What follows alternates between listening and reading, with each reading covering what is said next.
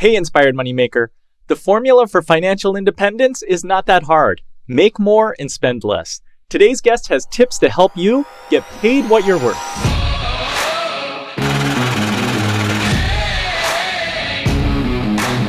Episode 209 features Dorianne St Fleur, high-performance career coach, corporate trainer, and speaker.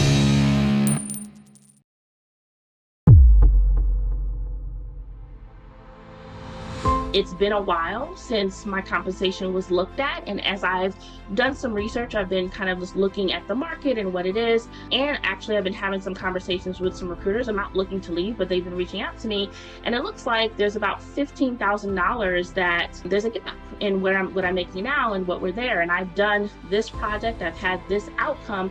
I'd really love for us to talk about how we can align the value that I think I'm providing and that you've said I've provided with what my expectations are around salary. And so I'd love to just talk through that.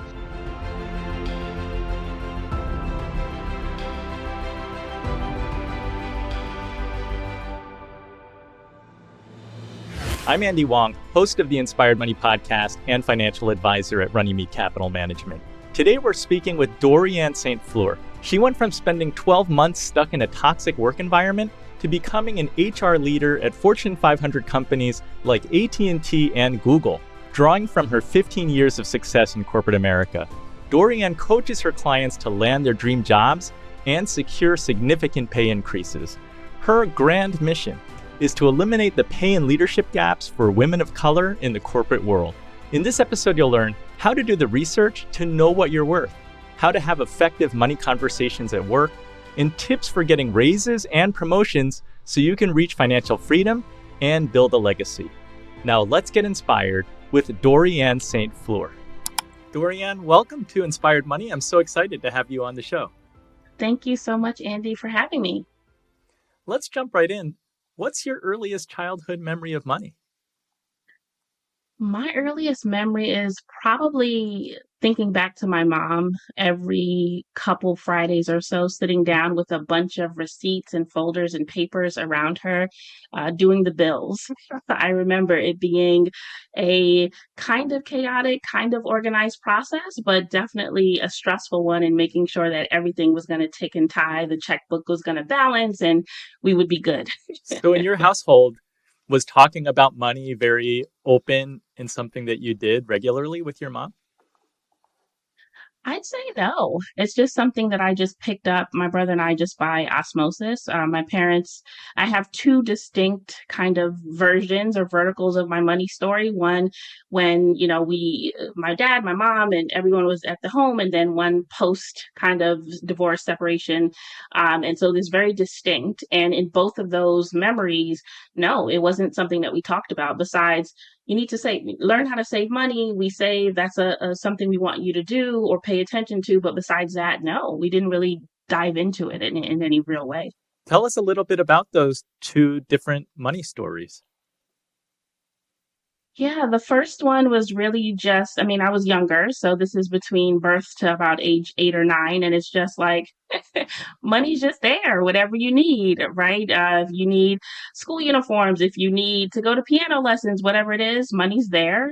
Both of your parents work and, this is just, you're fine. And then it went to a more, not necessarily that we don't have money, but money is something that's a part of our everyday story. So when we're making decisions, when we're thinking about what we have to do next, when we're thinking about being strategic about our family, vacations, or what extracurricular activities are, money's a part of it. So we need to sit down. We need to think about this. Does this make sense? Is this something that can happen? It very much shifted from no holds barred to let's be responsible and intentional about it. Well, I know that you work with clients, many of them who are in corporate America, and you kind of guide them on things like budgeting, financial freedom. I want to ask you, Dorianne, tell us a little bit about your experience, both good and bad, in corporate America. Yeah, it's so interesting. So when I first started my journey in corporate America, straight out of college, I was making what I think at that time, this is early 2000s, a really great salary. I was making $50,000 a year, fresh out of school, no work experience. And That to me at that time, a lot of money. I was still living at home, so didn't have no children, no nothing, didn't have any bills. And I just, because I had this sense of, I've arrived, I've made it, I didn't do well with my money, if I can just wrap it up in that way. And so I wasn't being strategic about saving. I wasn't even asking and negotiating for more money. They said, "You're starting as 50,000." I said, "Okay, great." There was no question, no back and forth, no asking about how do I get more, what are the bonuses, etc. And so it really took me a few years to really understand how important it was to be strategic about money, both in how much I'm bringing in, how can I maximize that, and also in how I'm managing the money that I actually have through budgeting and kind of being smart with the investments, things like that. But it took me a while to be there. I've had student debt. I've gone and, deferred that debt for years and thinking, oh, this is just something that I'll have forever. And it just is what it is. It'll be with me, to not maximizing the bonuses I've had. I've done it all when it comes to bad money decisions. And then I've also thankfully been able to come out of that and realize how much of my life is spent working. And a lot of the people that I speak to, like, we spend most of our time at work. And so it makes sense for you to be strategic about the money aspect of it. And so really asking for more, negotiating, maximizing what kinds of roles you take in industries you go into to build that income, as well as understanding how to manage it effectively once you get it. I know that you work with many women of color specifically. How do people know whether or not they're being paid what they're worth? Because I think in the vertical that you work with, you find that there is a gap there. But I would imagine that this is also something that applies to everybody. Like, are people getting paid what they should be paid if you're not jumping around and changing jobs frequently?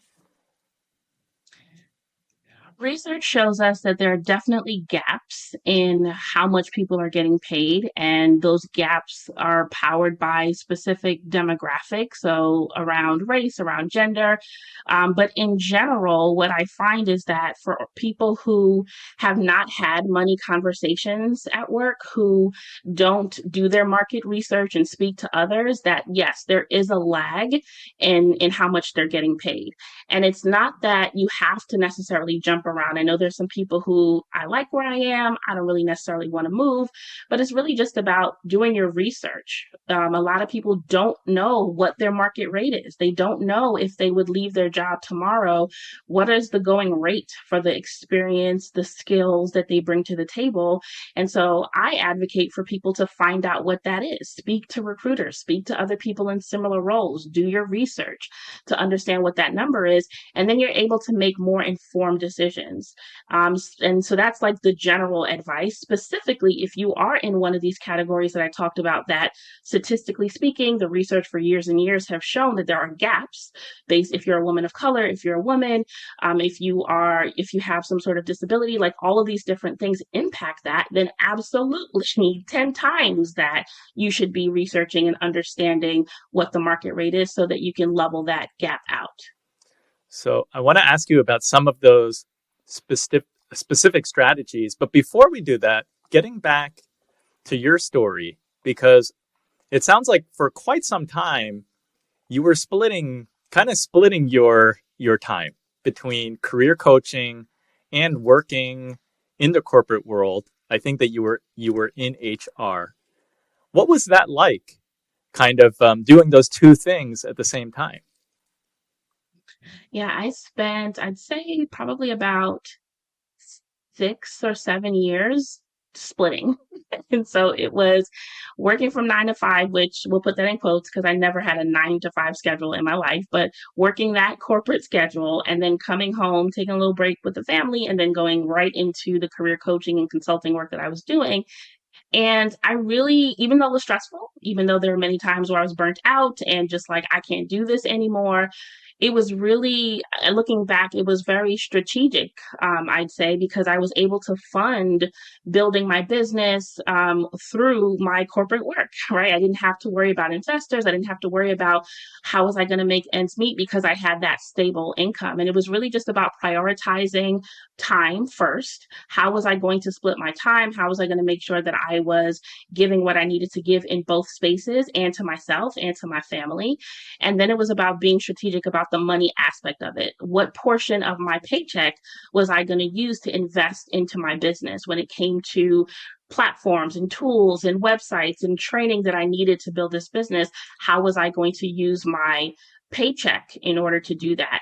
When we talk about investing, I think sometimes we think about it in a very limited scope. So I invest in the stock market, I invest in real estate, which I absolutely do those things.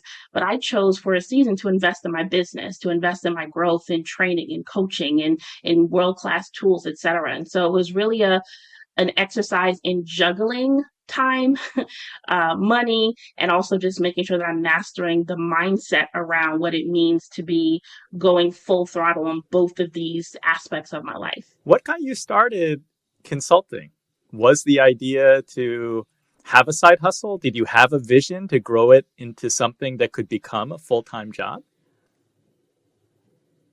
Initially, no. Initially, it came from seeing a gap. I was in a space in my own career where I needed help. I needed to understand what was the next step. I was excelling, promotions, all the good things that we think about when we think about career success, but I felt like I hit a wall. I felt like I didn't know what was the next step. I'm good, but how do I get to great? And I'm great, but how do I get to exceptional? And so when I went to go look for that, I wanted to make sure I was speaking to someone who not only understood how to navigate the corporate space and the corporate world, but specifically as a woman of color, there are so many different nuances depending on our identities as we show up at work. If you're a working parent, if you're a man, if you are, you have a disability, etc. We have different experiences at work, and I wanted someone who could speak specifically to what it meant to be a Black woman, a woman of color. Didn't find anyone that I felt could really align with me on that, and so I said, you know what? Let me just be the change that I want to see, as cliche as that sounds. And that kind of springboarded me into doing this work. It was not about quitting my job. It was not about making this full time. It was literally about filling a gap. And over the years, it turned into something more. Your first handful of clients, did they come from the company that you worked at? How did you find them? And how did you decide how to charge them? They did not come from my company because that would be illegal. I'm in HR, so I know better than that. But it really just came from leveraging social media. This was around 2000 and maybe it was 2014-ish. Yeah, it was 2014. And so social media, a huge thing. Instagram, Facebook, huge. And so I just leveraged that.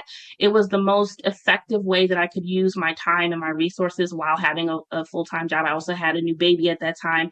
And so it was just, that was the way to do it. And so just putting out content that resonated with them, again, because I was in this space where I initially needed this help myself, I knew exactly what the issues were. And I just leveraged that to speak to folks and was able to find things there. As far as pricing, there's been an evolution with pricing. So I think with all money, all things that we talk about when it has to do with money, at the core, what are your beliefs? What are your stories? What is your mindset around money? And pricing is no different. And so initially it was, why me? I don't really know what I'm doing. I'm new at this.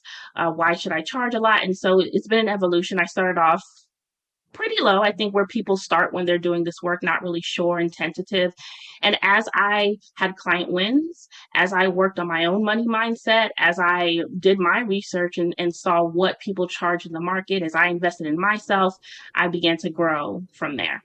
So it sounds like tied to the value that you could offer, because as you were getting more experienced and better at consulting, you could charge more. Exactly.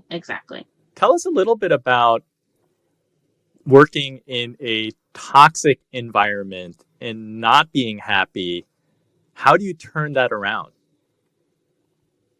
Yeah, I spent about a year in a toxic environment of my own. And it was, I know people, we use that word toxic, but really specifically like questioning my intelligence, talking about me behind my back, not giving me the space in the room that I needed to really excel, which in turn impacted my performance. And so I was making mistakes and I was anxious and not really speaking up for myself. Things that were skills of mine, public speaking and relating to my clients, I wasn't able to do because of the environment that was there. And it took me a while to really come to terms with what was going on. And so when I say that I overcome a toxic environment and when I share some strategies in a second, I don't want people to think that it's just snap your fingers and it just happens. I know firsthand from myself, from women I work with, that it's not that easy.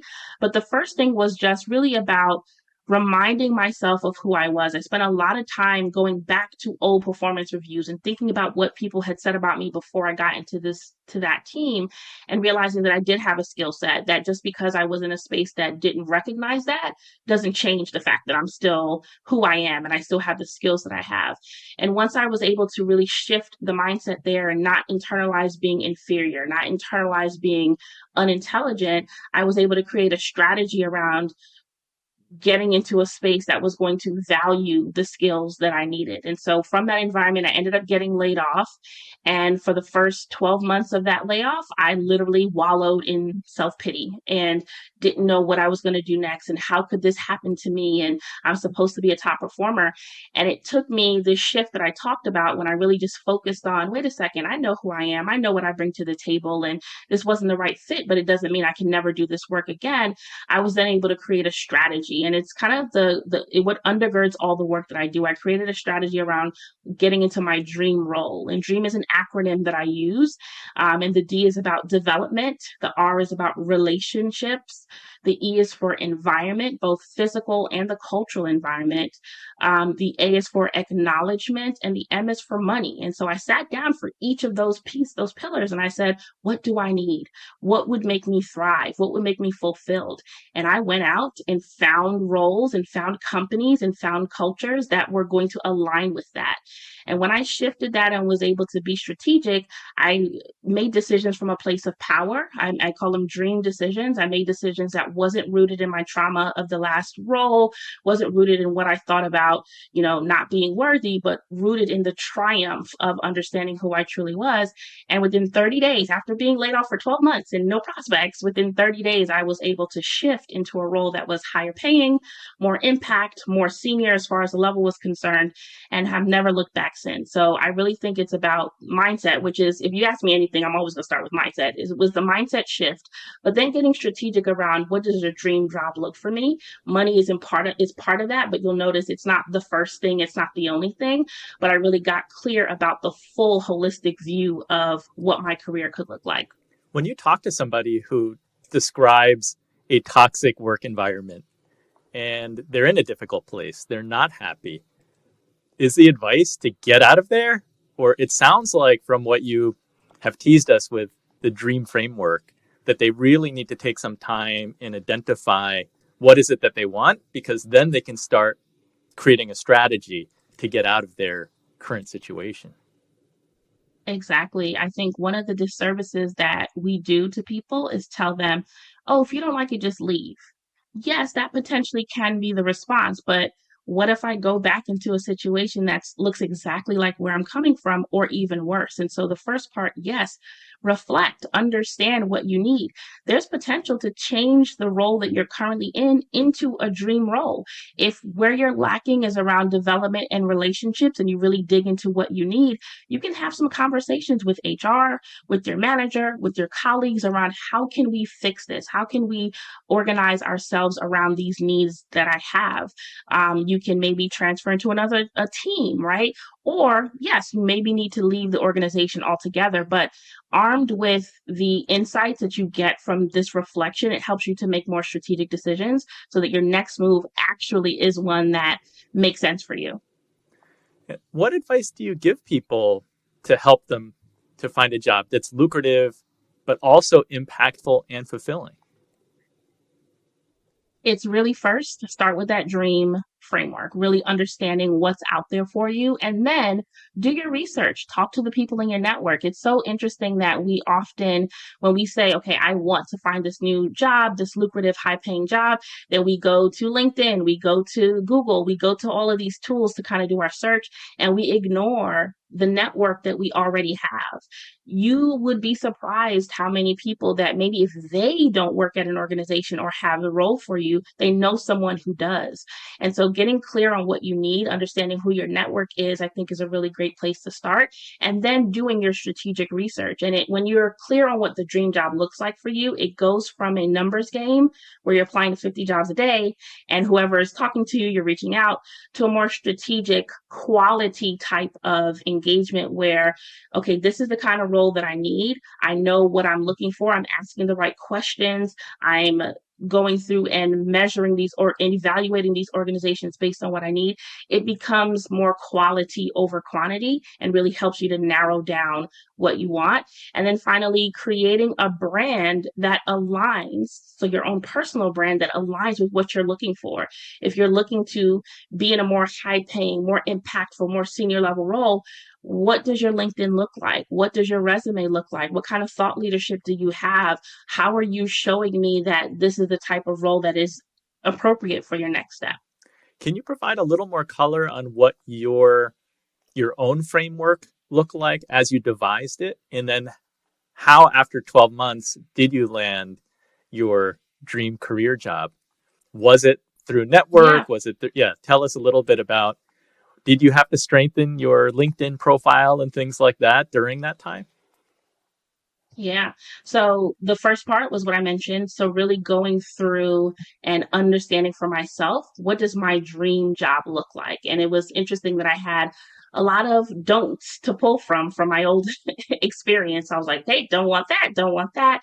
And then shifted into, okay, so what do I want? And so I created that dream profile for myself, dream job profile for myself. And then after that, it was really looking at, okay, what's the collateral that I have? What are the marketing materials that I have for myself that are really going to align with what I want? And so, yes, I looked at my resume. Does this resume look like the resume of, I was going for a senior level role within HR? And based on what this resume looks like, do I deserve this senior level role? Do I have the skills that these job descriptions are asking for? And so I really looked at the job descriptions for the roles that I wanted. And so, yes, I'm at this level here. I was an associate when I got laid off. I want to be a vice president. I want to jump. After getting laid off, I don't care that I was laid off for 12 months. I don't care about my past experience. This is what I want next. Does my resume align with that goal? And so, yes, so there was some revamping that I did there, updating the LinkedIn profile to really become a thought leader. That's something that I talk about a lot. How are you positioning yourself in the market that people are realizing that you have something to add to the conversation? And so I started writing articles. I started really just leveraging the experience that and the skills that I've had over my course of the time that I've been in HR, and created my own specific point of view and perspective. And I showcased that on LinkedIn. I really reached out to my network, as I talked about. Everyone knew that I was looking for a job, and this is specifically the type of company and type of role that I'm looking for. If you know anyone, let them know about me. And then I went out and did my own looking for roles by applying on different job boards, but I was strategic about it. So maybe I spent 2 hours a day, and it's mind-boggling to think you're unemployed. You've been unemployed for a year and you think you're only going to spend this little bit amount of time. But I wanted to be strategic and intentional. And what it did was it had recruiters reaching out to me, and it had people seeing me. And when I applied to a role, they can go back to my LinkedIn and say, okay, yes, I see that you talked about that. This could be interesting. And it just created a different type of experience for me in my job search, that it was accelerated. So within that month, that 30 days, I was able to have multiple offers and multiple opportunities to showcase my expertise. When I showed up on interviews, I went from stuttering over my words, not really sure what I did, maybe this is how I can help you, to this is what I bring to the table. This is how I can assist your team with its HR strategy. I had a clear vision and was able to articulate what it is that I brought to the table, which ended up in me landing that VP level role with I think it was $25,000 raise after being laid off for 12 months. And so it really is about following the process in order to get to that next step. Sometimes the toxic work environment, it has different, I guess, causes or sources. Like sometimes it's the people you're working with. Maybe it's your team. Sometimes it's your industry or the type of company and the culture that you're at. I'm so curious, like what company you went from and to, which you don't need to tell us, but was it a different industry? Like how did it look different, job A and job B? Job A was a combination of kind of what you just talked about. So it was definitely the company and their culture. It was definitely the industry as well. But more kind of acutely, it was the bad management and a team culture of just I gotta survive. Everyone was trying to survive. Everyone didn't know what mood our manager was gonna come in with. And so it created kind of a I need to look out for myself. I'm not looking out for you vibe. And I think all of that contributed to the environment that I was in. Was new to that team, new to that environment. There was no space for mistakes, no space for questions. So all of these things just compounded on each other. And as I went back from my team and I kind of pulled out to the department, same thing, to the organization, same thing, to the industry, same thing. It was just tough. All of those things kind of went together. When I went to company B, it was the same industry, but because I'd spent time identifying what my dream company looks like, I thought about the company size. And so I picked a smaller company. It was more mid-sized instead of this large kind of international conglomerate that I was at. It was an international company. So I went from being from an American company where we were the headquarters and we kind of led the charge to, yeah, we're in the US, but we're like a satellite office. So we get our rules from someone else. And so it just all of the different things that I thought about just shifted because I made those decisions. I asked probing questions in my interview to my manager. I needed to understand, how do you measure success? What skills and do you or what opportunities do you give people to come up the learning curve? So what I learned from that toxic environment, I took into the interview process to really make sure I was making a strategic decision. So the interview was two-sided. You were interviewing the company as well as them Absolutely. interviewing you. Yes, I think that, or I believe wholeheartedly that the working process is a mutual exchange. They give you a paycheck, they give you stability, benefits, but you're giving them your skills, your experience, your perspective, your point of view. To walk into it with, please pick me, I hope you like me, what can I do to appease you, is doing yourself a disservice. Yes, of course, I want you to out of all the people who applied, I would love for you to pick me so I can have this job. But you're so lucky to have me too. And so we're going to have a conversation as equals who are trying to get to this outcome instead of me trying to bow to you. Now, you mentioned earlier that the stress of the environment at your other job, it was impacting your performance. So once you found your dream job, you're happier, you're you're able to do the work that you're doing and not have the pressure of having like that negativity, so that it's resulting in not your best work. So hopefully you can do your best work.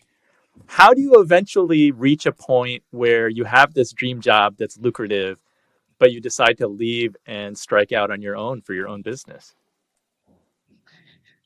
That's a really good question.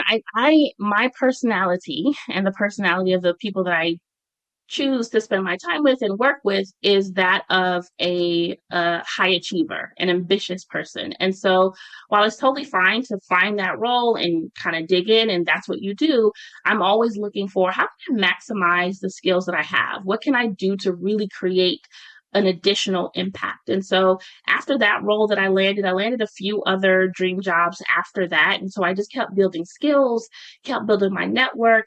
And this was also at the same time that I'm building my business, my coaching practice and consulting, and I'm building skills and I'm building testimonials and things there. And it just came to a point where I figured out, like, or I wanted to figure out, how do I maximize all of this stuff? I've been working for 15 plus years. I've had all these experiences in all these industries. How do I maximize that and really scale the impact that I have? So that was a kind of conversation I was having with myself. And it came to a point where it's time for me to branch out. It's time for me to really go and impact organizations in a way that I really can, individuals in a more strategic way. And I'm not able to do that and splitting my time anymore. And so here's where I'm going to focus my time and attention. Did you have any metrics that you were using, um, to allow yourself to say, okay, if I get to X number of clients, I'm ready to make this move? Or was it something else? It was a combination of personal and professional metrics. So on the personal side, all debt had to be paid. And so my husband and I spent time, no more student loans, no more mortgage, no more car notes, like every credit cards, anything that we had that could be a barrier to striking out, we got rid of that. So that was the personal milestone. On the professional front, it was I wanted to be making enough money every month that covered what I was bringing in from my 9 to 5. And once that happened consistently, so I gave myself 6 months of that needs to happen. And on top of that, a process for continuing that, because we don't want, okay, you did it for 6 months and now what happens on month 7? So there's a process, a repeatable process to continue that. Then that would be the time when it would be okay to do that. And so once both of those things were set, um, then it was like, all right, let's do this. And when was that? And where's your happiness fulfillment level now? That happened June 2020. So I quit my job in the height of a pandemic, which, wow. Um, Was that good timing or scary? It was scary, but it was amazing. I could not have known how things would unfold and the work that I did, how it would be needed specifically at that time. I decided on that date a year in advance. I had no idea, obviously, that there would be a pandemic and that all these things would happen, but it all worked out strategically. Thank God for that. And so it's interesting. I like this question because I think people assume, oh, once you leave the corporate grind and you're happy and all these sorts of things. And the truth is that I had to define happiness, what that looked like, just period, just regardless. It doesn't matter what kind of work I'm doing because I didn't want it to align with, oh, if I don't have a boss, then I'm happy, or if I do this, then I'm happy, because things shift and things change. And I wanted to make sure that how I defined happiness was around being able to provide for my family, being able to do work that's fulfilling, being able to align with my dream job profile. And I'm clear that that can happen in many different ways. So if in 5 years from now, I'm running I'm back in the corporate world leading some department, as long as it's still aligned with my dream job, I'm still making the money and can provide, then that's what happiness looks like for me. And so I'd say, yes, I'm happy and fulfilled, but I wouldn't necessarily say it's because I made that shift. It's because I understand what dream jobs actually look like and how to align that and turn what I'm doing into that. Any negative surprises now that you've been running your own business, or was it pretty smooth because you had been doing it in parallel with your 9 to 5, and it's not like you just dove into the ocean, so to speak. You had been doing it. Yeah, there's still some negative surprises. I don't have I don't have my work besties anymore. I don't have my work wife and like just all the gossip chatter at work and just the fun stuff of what it means to be on a team just went away.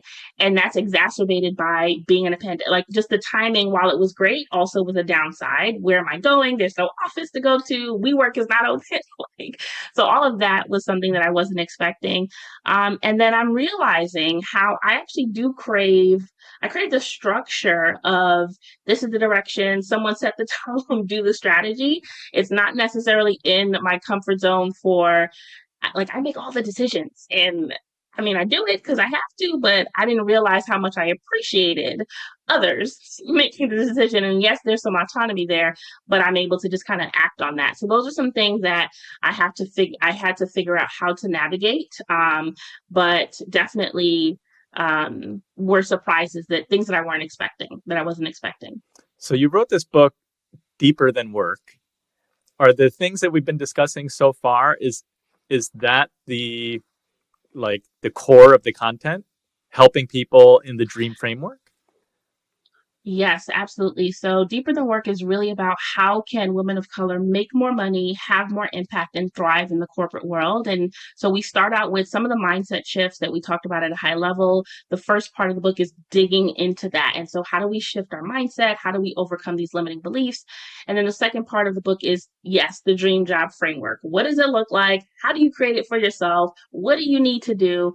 And then finally, we go into how do we take all of this and show up every single single day? What does our presence look like, our branding, and navigating some of the success barriers that we have around microaggressions and imposter syndrome, et cetera, in the workplace? And so it's really an all-encompassing kind of manual, I've been calling it, on how to be successful at work, no matter where you are, no matter what you want your goals to be. How do we show up in this space that often is toxic, isn't made set with us in mind, doesn't have kind of the resources that we need to thrive? How can we still move from just surviving and just going through the motions into really thriving in these spaces? Dorian, I can't let you just gloss over the mindset part, because I feel like for many of us, that's actually like climbing a mountain. Like, it's a huge obstacle in front of us. So what do those initial steps look like when you're working with somebody and trying to shift their mindset to get them really changed into a different direction? Yeah, I know, right? We always talk about mindset like, yeah, just get your mind right. But that's often the hardest part. And so it's really just first, just getting clear on what are the beliefs and stories that you already have.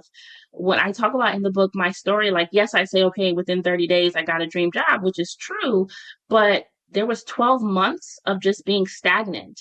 And that was because I wasn't even aware of how I'd internalized the beliefs and thoughts about myself.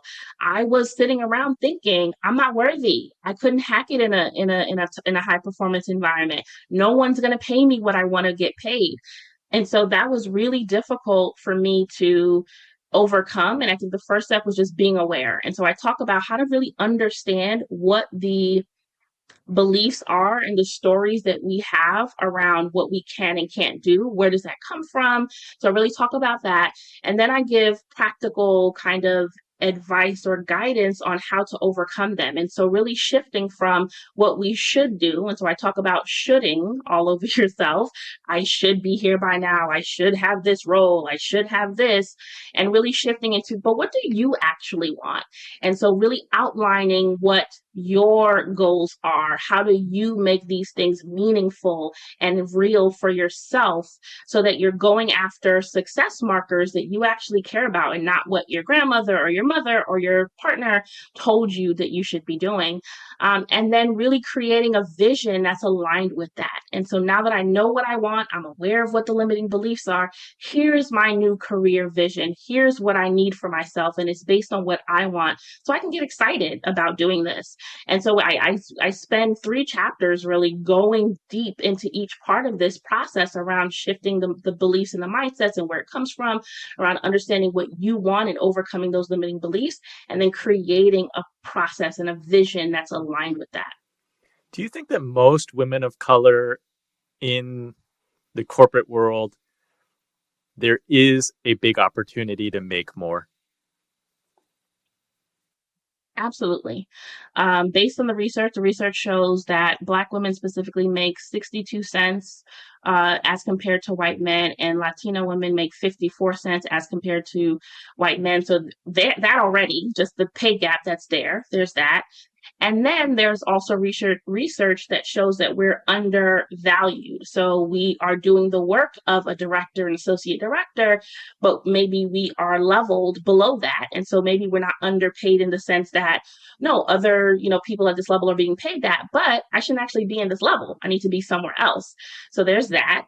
And then there's the kind of imposter syndrome and the limiting beliefs that come with hearing these statistics, because, if we keep consuming all the deficits and what we don't have, then sometimes we internalize that and not feeling comfortable being in environments that aren't set up for us for success, then we can't necessarily flourish and bloom. If you would sit down with the people in the company A and that team that I was on in company B and had a roundtable, they described me in 2 completely different ways. And I'm still the same person, but I was able to show up and thrive and bloom in that kind of environment. And often women of color, because of microaggressions, racism, sexism, you name, put the ism in there, we don't get to show up fully and in all of our greatness. And so because of those things, absolutely, I think there are huge opportunity areas for us to thrive and make more money and have the impact that we want to have. So I've heard you interviewed before, And I've heard you talking about how you negotiated a $25,000 pay increase.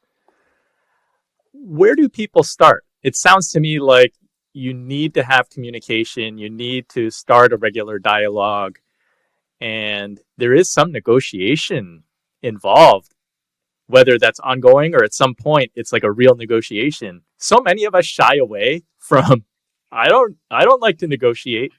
How do we get over that? And how, like, what advice do you give people who feel like they're not getting paid what they're worth and that they should be proactively doing something? I think the first thing, I think when we hear negotiation, it's such a scary word, and I think it has some negative, excuse me, connotation with it. And so I'd say to just think of it as firstly a conversation.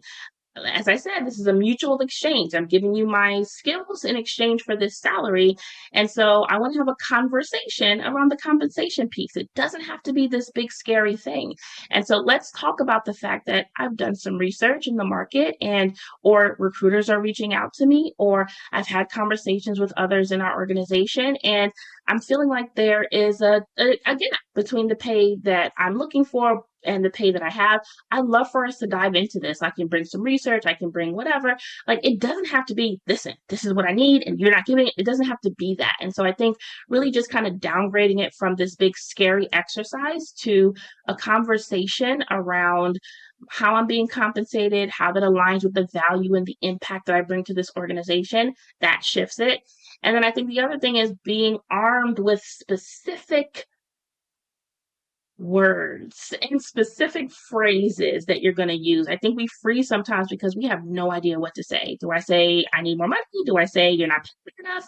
And so, really researching and understanding what to say, which I provide scripts and kind of examples in the book, but specifically, how do I even start the conversation? Do I email first? Do I make an appointment on the calendar first? How do I bring it up? If they say something that I don't agree with, what do I say? Really knowing what are you going to say and practicing. I think those things really help the conversation.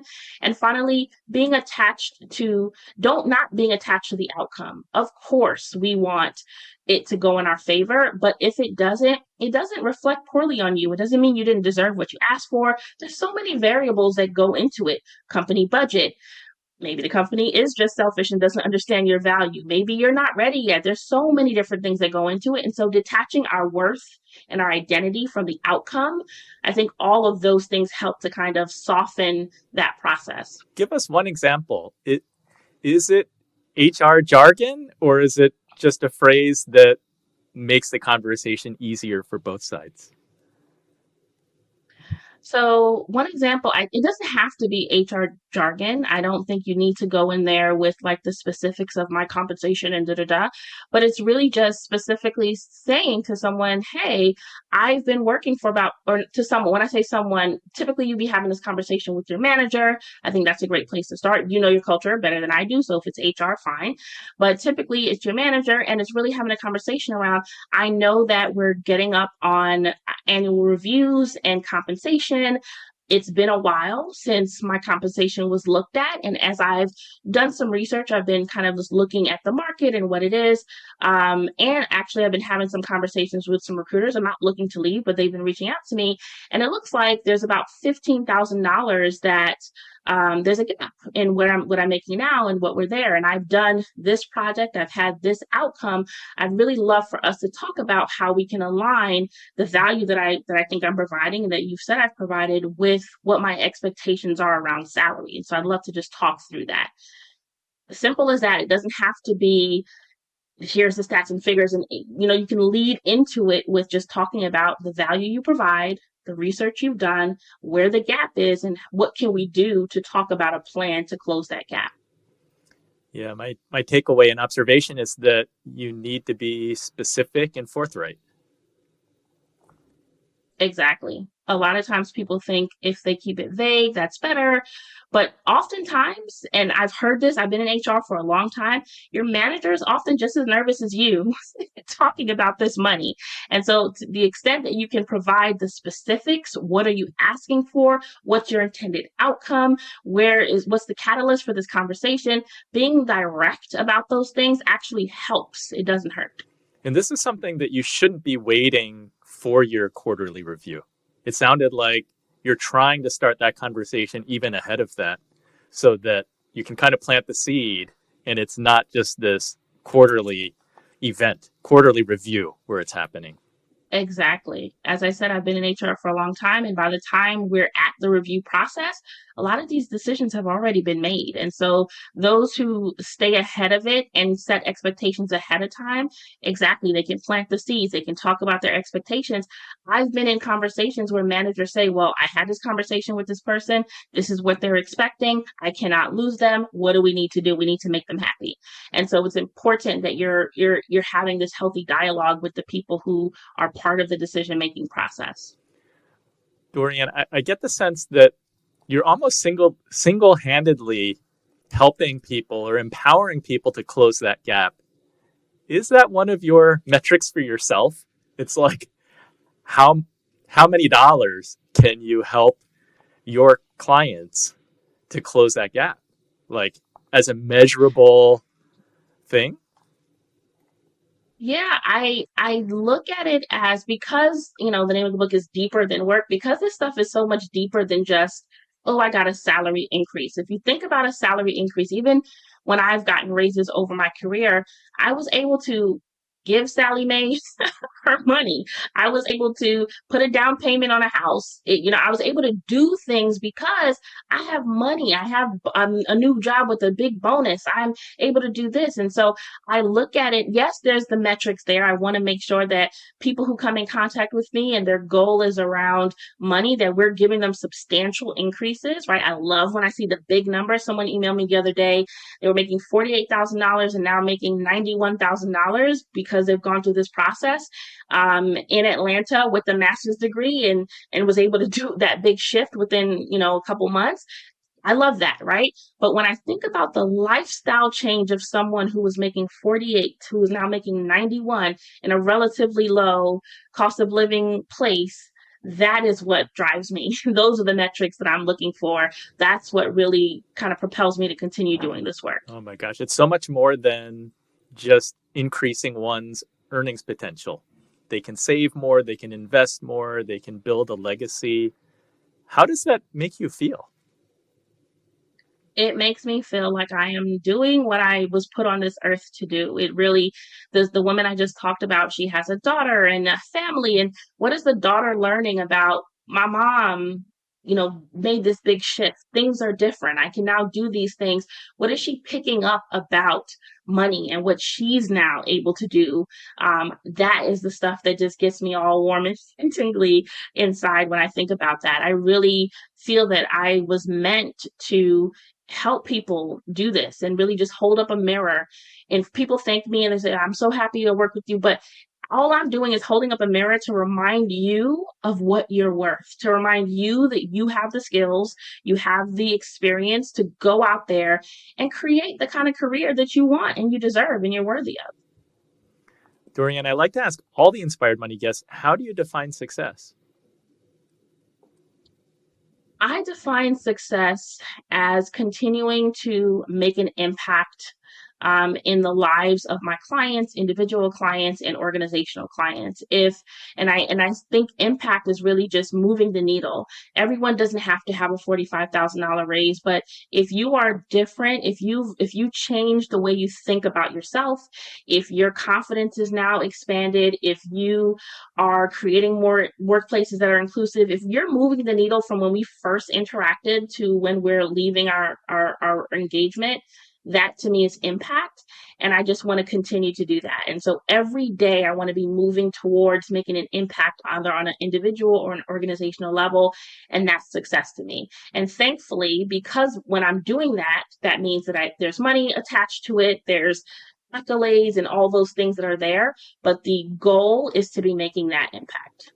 I love that. You've worked with so many clients. Are there very common issues that come up time and time again? Like what's like the most common thing? The most common thing is feeling like there's nowhere else to go. I've hit a ceiling. A lot of the people that I work with feel like I literally don't know what else to do. Maybe I've had multiple experiences in these types of workplaces, or I've tried to negotiate multiple times, nothing has happened, or I want to become a visible person in my industry, but nothing is happening, and just feeling like they've hit this wall. And so a lot of my work, believe it or not, starts with let's just unlearn all of this. Let's deprogram all of this so that we can move into the next step and what you're supposed to be doing and how to show up fully. And so the common thing that I'm always talking about every day at one point or another, I'm talking about mindset. I'm talking about how do you understand how the stories that you've been taught, the lies that you've internalized, how that impacts how you show up in your career. And so once we shift through that, then we're able to, the rest is easy. We're able to kind of implement all that strategy. Well, kudos to you. I can't imagine talking people through, when they've been working for a very long time. That's a lot of deprogramming that needs to happen. I didn't catch, I think you said that you have children. Do you have children? I have one child, one daughter who's 7. So with your daughter who's 7, what do you try to teach her so that she can learn now and not learn when she's 36? I teach her a lot of lessons. I think the core one is really just around showing up for yourself and what you want. And so even if it's as simple as what are you wearing to school today? How do you want to feel? What are you doing? What's going on at school and you want to dress in a way that, feels good and is appropriate for that. So I empower her to make decisions that are aligned with the objectives that you want to see. And so there's consequences if you do things that are not aligned with what we agreed upon. And then there's consequences. There's rewards if you do. We always want to think about what's the objective and what am I trying to get out of this? And then how do my actions align with that? A lot of times when we say we want this amazing career, when we look at our actions, we're not doing the things to get us there. We're not networking. We're not putting ourselves out there. We're not investing the time or money that we need. And so from a young age, I want to teach her in order to get these successful outcomes, you have to kind of sow these successful seeds. It doesn't just come out of nowhere. And so that's a big one that we're walking her through. Right? She's only 7, so we're baby steps, but that's a big one that I'm walking her through. It's very valuable because it will even benefit me, a middle-aged guy. So thank you. Thank you so much for sharing with us your story and your career advice for people.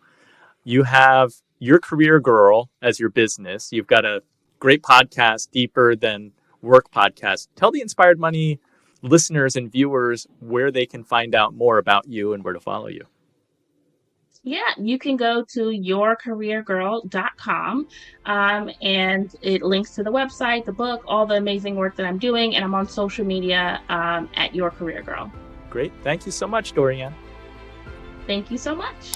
So what was your favorite Inspired Money moment? Dorianne said to stop shoulding all over yourself. Don't waste energy saying that you should be making this much or you should be in that role. Take action by focusing on what your goals are and strategizing how you're going to get there. I love that Dorianne is a high achiever who strives to build skills that can result in making a bigger impact. Not only is she living in her zone of genius, but she's inspiring others to make a bigger impact too. Think about what skills you can build today that will make you more money and raise up those around you. If you had a different favorite Inspired Money moment, let me know by posting a comment below. For watching to the end, I want to send you this Inspired Money sticker. Go to inspiredmoney.fm/Andy, send me your name and address, and I'll put this in the mail for you. Thank you so much for joining me on this mission. Have an inspired week and do something that scares you, because that's where the magic happens.